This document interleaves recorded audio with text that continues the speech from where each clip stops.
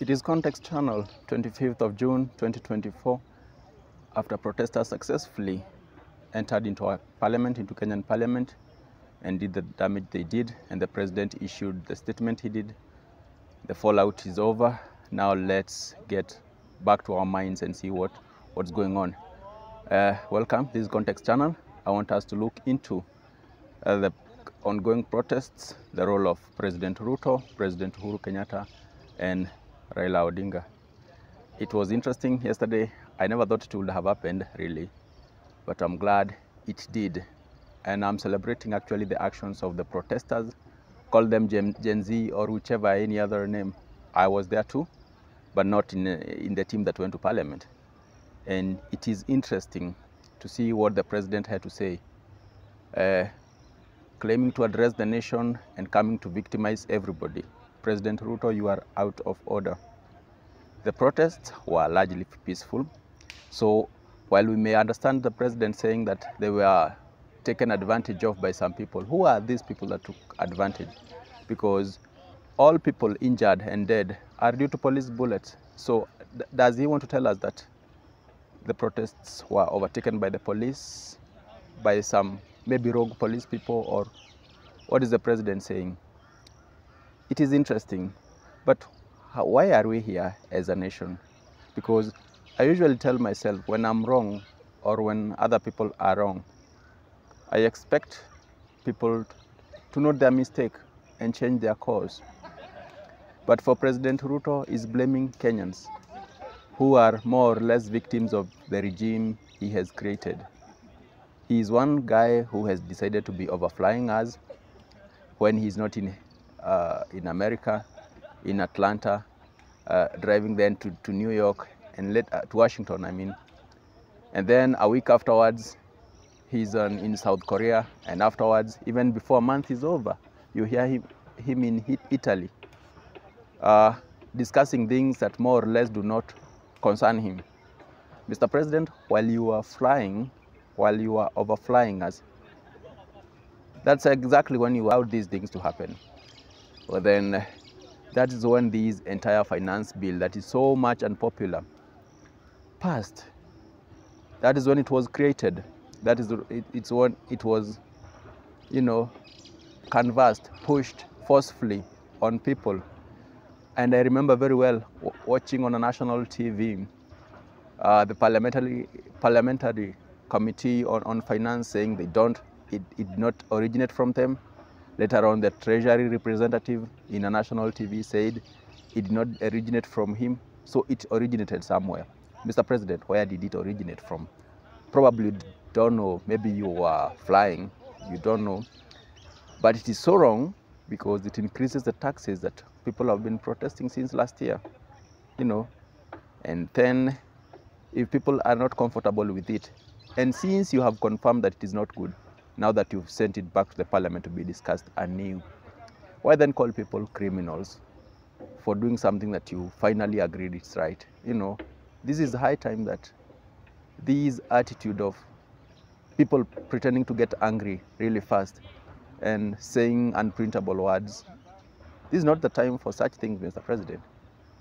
I think this is the time for people to get back to themselves and see where they went wrong and correct things, develop another bill that does not burden people, because we all belong here and this is our country to build. Yeah, nobody belong here less or more. And then the IMF and World Bank, the guys that are controlling everything, that have been said to be behind the budget, and we know they are. Mr. President, how did we get here? This helps me to go back straight then to Mr. Uhuru Kenyatta, who, after running this nation for since 2014, is back pretending like he can be a good representative of Gen Z, issuing a statement calling for a dialogue. What is dialogue for, Mr. Uhuru Kenyatta? Kenyans, what do you think? I don't think there should be. This is not a matter of dialogue. It's a matter of correcting what is wrong. And Mr. President Uhuru Kenyatta, what do you think this dialogue should be about? Because it is in public domain that your family stashed amount equivalent to Kenya's annual budget. over your second term. So if you want to start dialogue, why don't you then maybe repatriate that money in Kenya and maybe give it to the national budget, for the national budget? There wouldn't be any protest.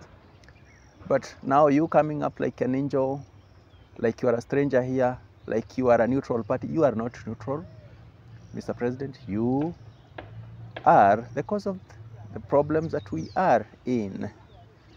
It is in your regime that the Mafia House scandal happened, that equipment leasing scandals happened, that Huduma number registration scandal happened, that Eurobond scandal happened, and even some of your friends, some of the former president's friends, including Jimmy Wanjigi, has implicated the president directly that the money was stolen. The authority on that matter, the Auditor General, Mr. George Ouko, stated very well that the money was stolen. You, Mr. President, Mr. Former President, you know where the money went to. So if it was about dialogue, why don't you return that first or facilitate its return? Then there wouldn't be this budget pressure that the country is in, and the protest could not have happened because people will be busy, and maybe it would have been easier for those making the budget so that Kenya can move forward. Otherwise, this political opportunism that somebody ruins his country, I don't understand what for.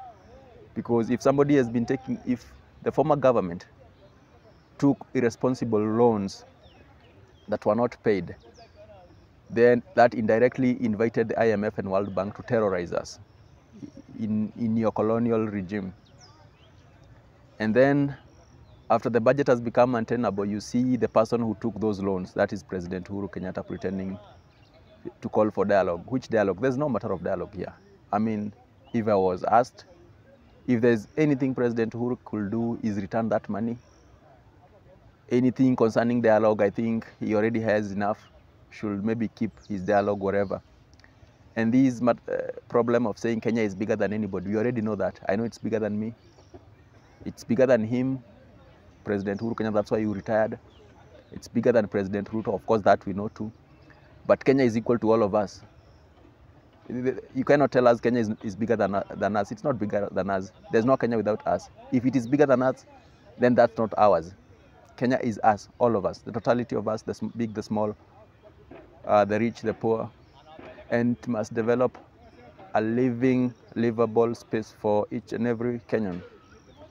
There should not be arrogance or political opportunism in which some people try to take advantage of their past mistakes. Unless, Mr. Uhuru Kenyatta, you are tempting us to think that we were right, thinking that you are trying to collapse this country so that you can return as the king of Kenya. I said that in some forums, informal one, speculating that maybe this much borrowing and bringing in IMF, you plotted this country to collapse so that maybe you can be begged to return back and maybe rule as a king or queen. I don't understand what else you could have, such bad things could have happened under your watch. I don't understand why you think you have any moral authority to pretend to be a mediator after being the source of the problems we are all in. And then another guy in that political opportunism is the opposition, Mr. Raila Odinga and Kalonzo Musyoka. Just imagine, they were completely okay with the budget process. They just plan to not do much about it, just make few statements and assume everything is okay as it got passed. It's only that Kenyans, out of their own initiative, started out this thing, these protests that are turning out to be very successful. And that's why we will have reprieve. And with a heavy heart now, I would like to recognize all those that have died in that process, in those demonstrations, those killed by the brutal, unethical, bone-headed police. I don't understand what satisfaction a Kenyan gains shooting an unarmed Kenyan. It looks sick to me. If you are somebody's father, somebody's brother, now simply because you bear an arm, go shooting somebody who has no gun, It looks childish. You look like a coward doing it. I don't understand what's going on here. It looks really pathetic and sad. It's something hard to understand as a human. It's really sickening. You get sick for thinking about it. All those children that will die. And then that gets me to the question of how did protesters get into parliament? It would have been very easy to protect that parliament if the police wanted to. I don't understand what it happened. Maybe the police are poorly trained, poorly motivated, or poorly armed, or poorly equipped. I don't understand, but all these are signs of a decaying regime, a decaying society. So I think it is time you, President Ruto, retrace back your step. How could that ever happen? Yeah, how could that ever happen? And I'm not saying that those trying to get in should have been shot. No, I'm saying they should have been restrained in other crowd control way. That is why we train police to do it. That's why the proposed budget increased the allocation for security. What is security? Should be including that one, managing crowds, such that people's children don't have to die because of protests, especially legal ones, like the one we have been having. So I think it is high time that the police training equipment is looked into, even in the context of the other guy who blew his arm off. And then you understand, I've been trying to think about it. Is it the weapon that was faulty, the smoke, grenade or tear gas, or just poor training? I am yet to understand what happened. But these small missteps here and there, these failures, these collapses, Mr. President, this shows some decay. You cannot shift responsibility to anybody. This is decay on your part, on the government side. Maybe probably because you are flying a lot and didn't see that happening. There must be a problem. A problem. Or then, if that's not the case, then somebody is leading us to think maybe this is all conspiracy. Maybe the government planned to have such a bad event happen to justify some further measures that might be really diabolical. I don't understand. And in the context of now that we are told that the military is being deployed, which military? Is it Kenyan military, KDF? Or now that we've been named the non-NATO member ally, is it the NATO military, the colonial military coming? You know, those are some of the things that I've been asking myself. And maybe if it is KDF, we can maybe have some small assurance they are our people. I hope they will behave.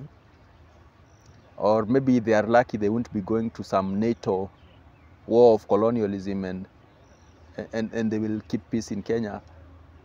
I'm not an expert in such matters, but still, it has to be done according to the law and not according to the decree of the president or whoever. This is not a banana republic. Yeah. So this is time for all heads to be leveled and people to reflect, to get back to themselves. President Ruto cannot shift responsibility for this one. He dropped the ball on finance bill. Having it develop all that way, having been elected as a president, should have seen these things pushing the country to the dogs. He should have seen that. Concerning the police failure to protect the parliament, he should have foreseen that and work on it, on strengthening police. Concerning excessive brutality by police, should have been foreseen so that trigger-happy, bone-headed police officers are sent home just early enough before they cause death and destruction, because all people belong here. Yeah, those are things that he should have foreseen long ago. Or maybe he was being distracted by his white friends, the colonialists, Americans and European colonialists. Maybe they are even somewhere doing things, fiddling with things. It's something that we might not understand. It's very early. But the way he's been praised by these people, I've been suspecting they were plotting something and against him. And since he decided to probably be more concerned about their problems, be more concerned about their war of aggression on Haiti, be more concerned about making declarations concerning Russia-Ukraine war, which does not concern us any bit, being more concerned in flying into South Korea and pretending whatever. So when you don't mind your country's business, when you don't concentrate on your things, bad things happen. And as we wait for the next round on this Thursday of protest, I urge everybody to stay safe, and I urge President Ruto to stop blaming people and retrace his steps. Yes, see what can be done. And for the parliaments, the MPs, if people are frustrated, don't force yourself on people. Everybody said that the bill was wrong, was draconian, but you insisted. You cannot now walk around pretending like you present anybody. It's interesting. Context channel, like, share, and subscribe.